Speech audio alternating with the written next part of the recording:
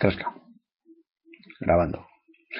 Bueno, ahí estamos. Buenas noches y bienvenidos a esta clase con retraso. Ayer hice una intentona desde una casa que no era mi casa y no pude hacer la clase ni grabar ni nada de nada. Entonces, vamos a retomarla hoy, miércoles, quedará grabada para los restos. Y lo primero es pedir disculpas otra vez, dos veces.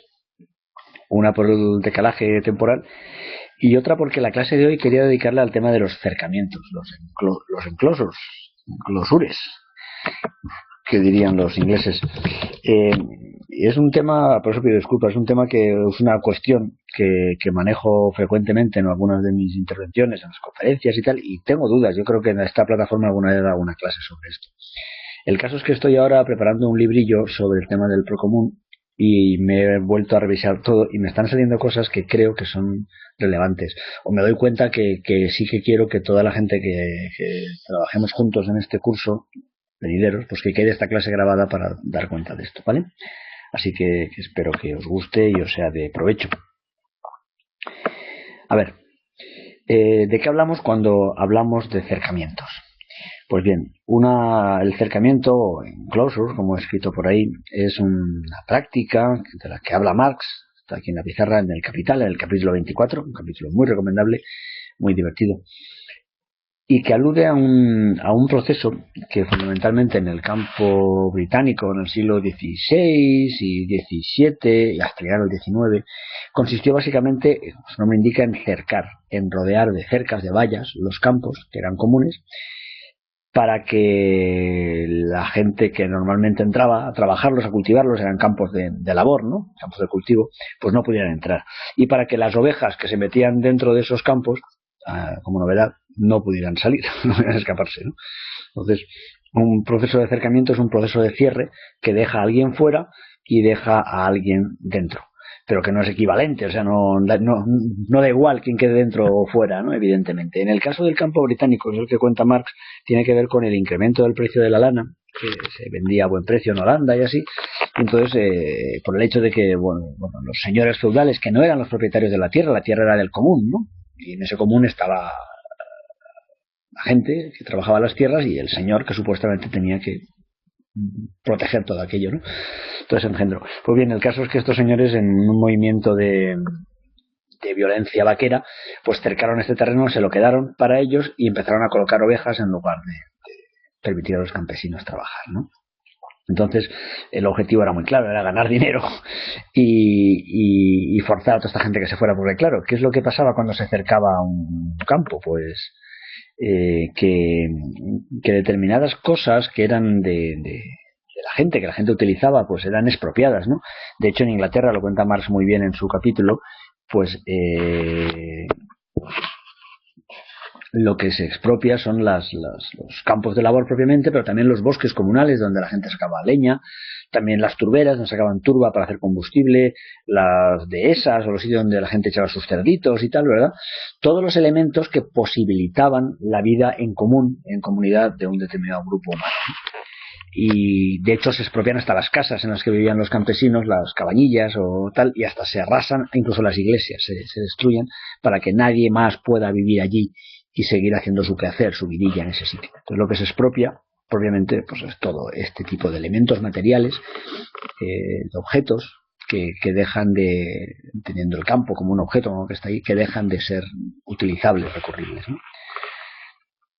De esta pregunta primera de la pizarra, ¿qué es lo que se expropia?, salió, para que lo sigáis, salió la noción de repertorio que manejamos tanto. Lo que se expropian son siempre repertorios, conjuntos de objetos, ¿vale?, que desaparecen. ¿Qué es lo que se desacopla? Pues bien, en el texto de Marx, hacia el final, cuenta la historia de la duquesa de Sutherland, que es mi expropiadora preferida, en la que habla de cómo un pueblecillo que tiene unos 3.000 familias de campesinos, pues les echó, ¿no? Les echó de sus campos y les forzó a moverse. Y se fueron a una playilla que había, una playa que había cerca, una zona de costa, y allí se tuvieron que hacer pescadores para seguir comiendo, ¿no? Para poder hacer algo. Entonces lo que se expropió fue efectivamente todas las tierras, los bosquecillos, las casas, las iglesias, todo esto, y lo que se desacopló, por seguir con la segunda pregunta, fueron las inteligencias, las cosas que la gente sabía hacer y se convirtieron en campesinos desacoplados, en campesinos sin tierra, ¿no? Los famosos movimientos de los sin tierra son todavía en muchos países movimientos de protesta contra los cercamientos, ¿no?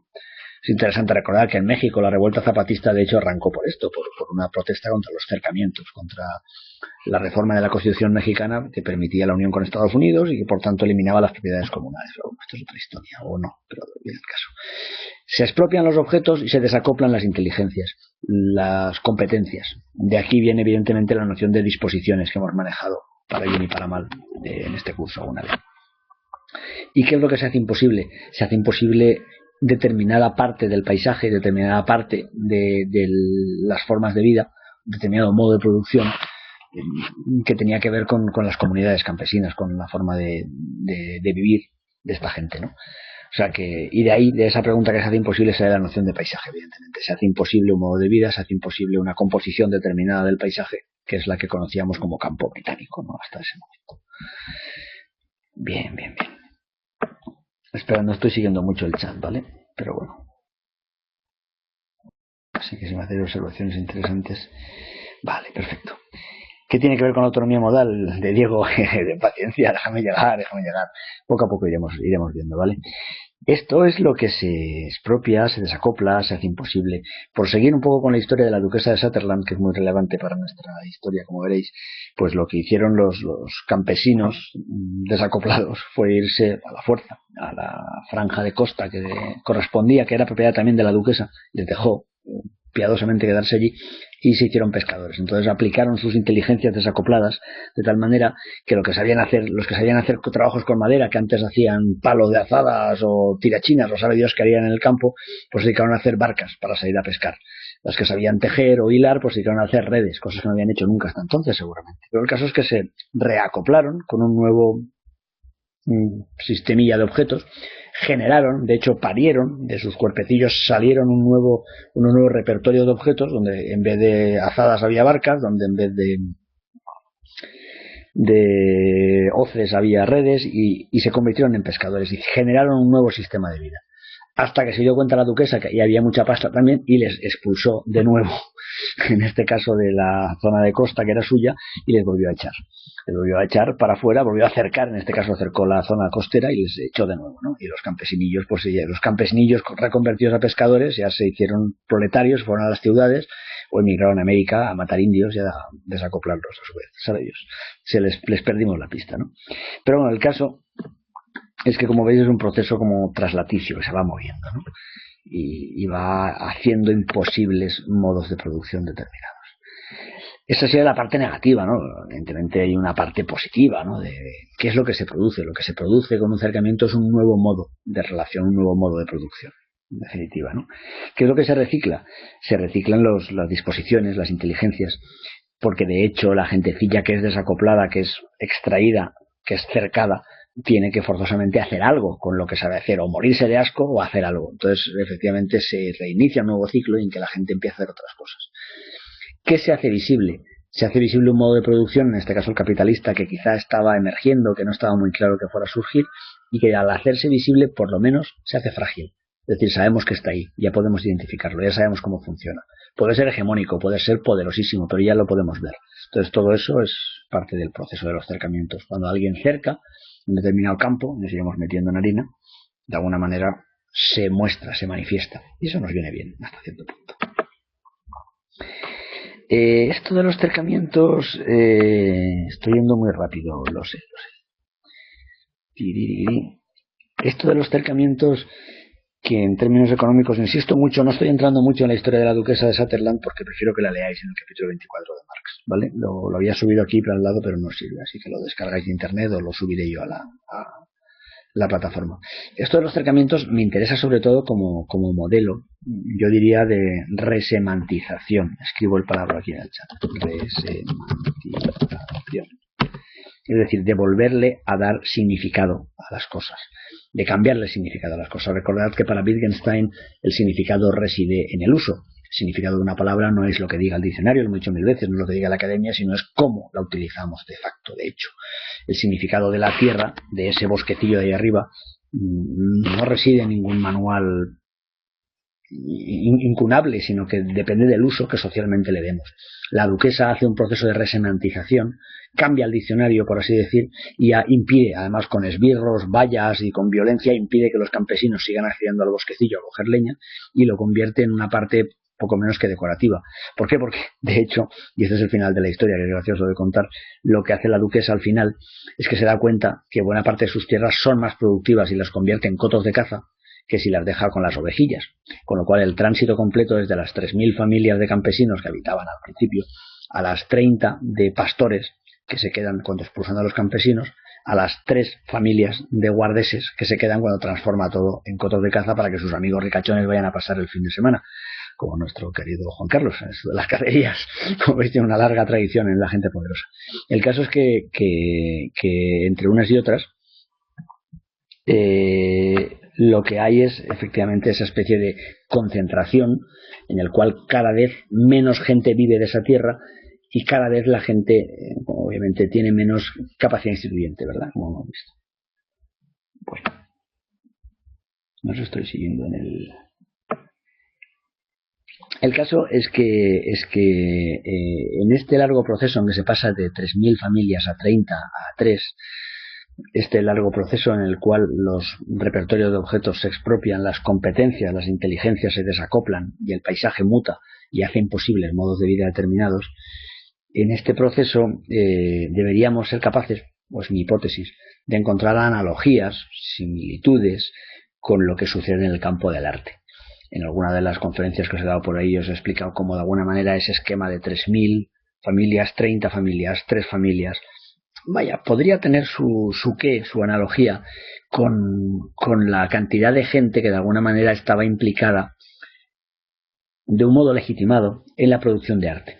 Imaginaros un paisaje premoderno, un paisaje feudal, medieval, en el cual un montón de gente hacía cosas que podían ser consideradas como arte, porque componían cancioncillas, bailaban alegremente sus danzas, hacían artesanía. Ahí había 3.000 familias, es un número absurdo, 3.000 familias que estaban viviendo de esto.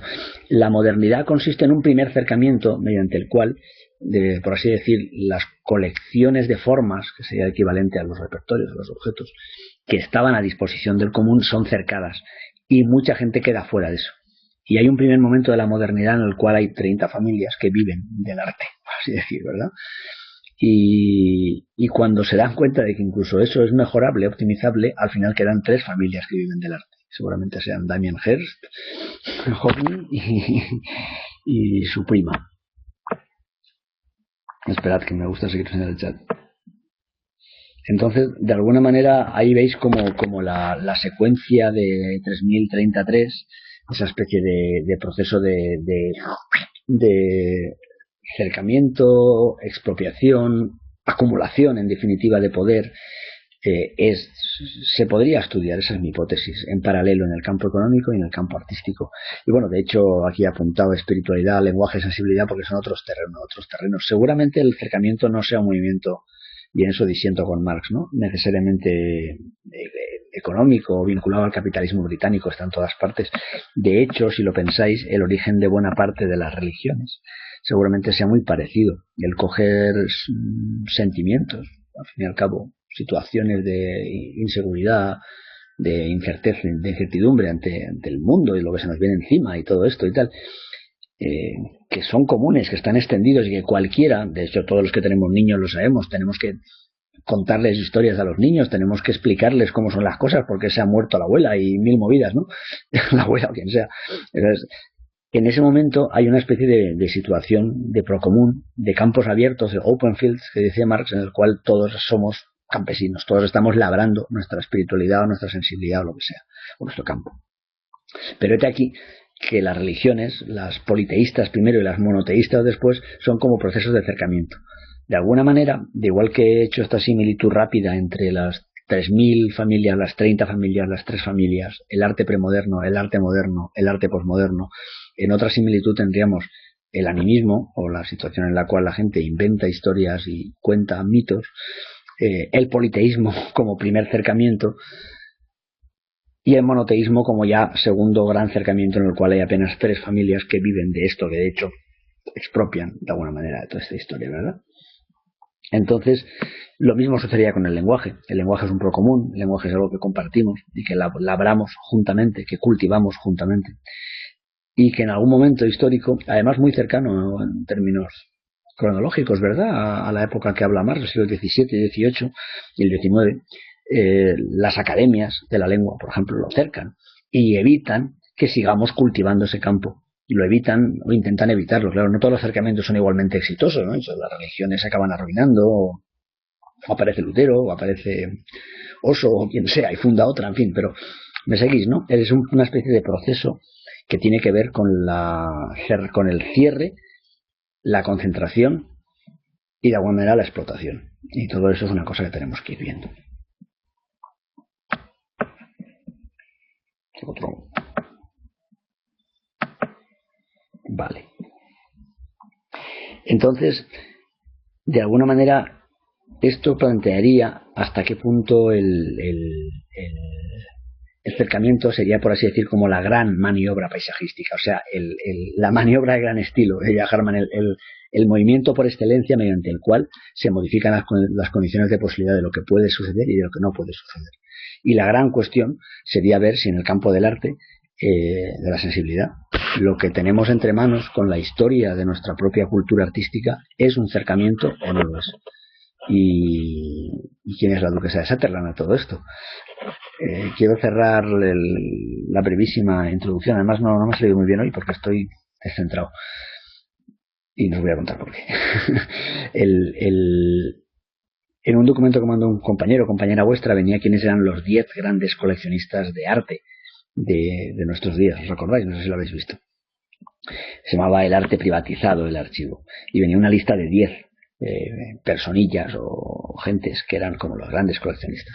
Pues si lo revisáis, veréis que aparte de Saatchi, el publicista, o de nuestra duquesa de Alba, están los duques de Sutherland, curiosamente. Los mismos de la historia de Marx son todavía hoy de los grandes acumuladores, de los grandes coleccionistas de arte. No que sean estos señores, es una casualidad, evidentemente, con muy mala baba, ¿no?, que Marx se fijara justo en esta historia de expropiación, de cercamiento, y que sean ellos quienes de hecho ahora todavía detentan esa especie de monopolio cercado de lo que es arte y lo que no es arte. Pues eso, que bien está que lo vayáis pensando, madurando, y que penséis en vuestros diversos trabajos y campos si veis cercamientos o no veis cercamientos. A partir de ahora es posible, esto suele pasar cuando cuento esta historia, cuando se lee el capítulo 24 de Marx, empezaréis a ver cercamientos por todos los lados. Eso es bueno, dejadlos que fluyan y a ver cómo los engancháis, ¿vale? Y os voy a dejar aquí porque hoy, como no es mi día de clase, tengo un poco de apretón con los niños y con todo el topo. Por lo demás son las 8:30 casi, así que no vamos mal. ¿Tenéis alguna pregunta así acuciante que hacerme antes de iros? O... Venga, Luis, pregunta. Pregunten.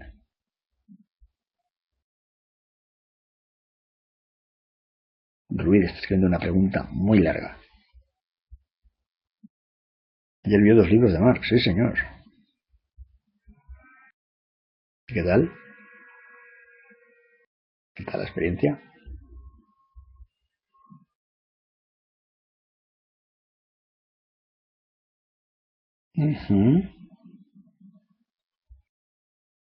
Y no era el capítulo 24 de los cercamientos.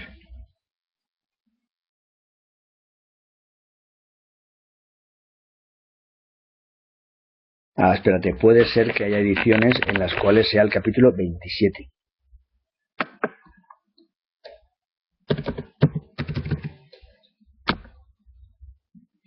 Miradlo porque la historia de la edición del Capital es una historia pejiguera, o sea, hay capítulos, el capítulo 6, que Marx omitió de la primera edición, que luego los soviéticos recuperaron y lo metieron, y en algunas ediciones se mete, en otras no se mete, en fin, revisadlo. En el caso del capítulo, bueno, lo voy a subir yo a la plataforma, y hasta no os preocupéis, ¿vale? Echéis una ojeada.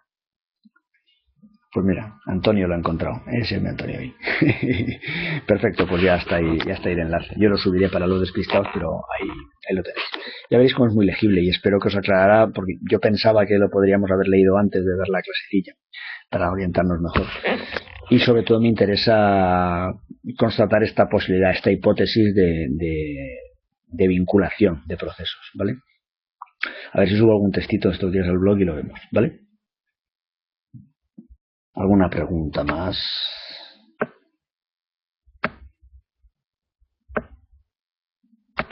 No, pues lo dejamos aquí, ¿vale? Venga, compañeros, seguimos viéndonos en el foro. Chau, chau, chau, chau.